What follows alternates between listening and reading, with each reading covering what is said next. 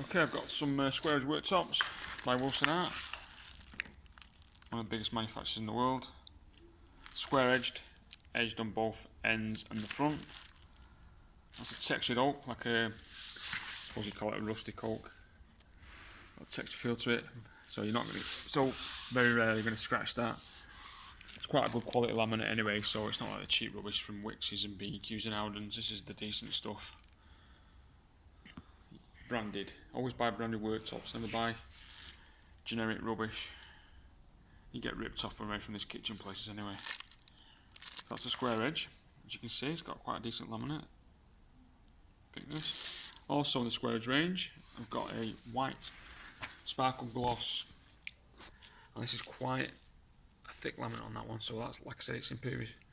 Very unlikely he's going to get scratches on this as well. You've got to look after them, obviously. It's not concrete and metal, but generally speaking, compared to many of the worktops, this is a far better quality. Square edged again, both edges, and that's the back, but at the front it's edged as well, down the front. These are square edged. You just see, if I can get into focus here, you probably can't see it too well.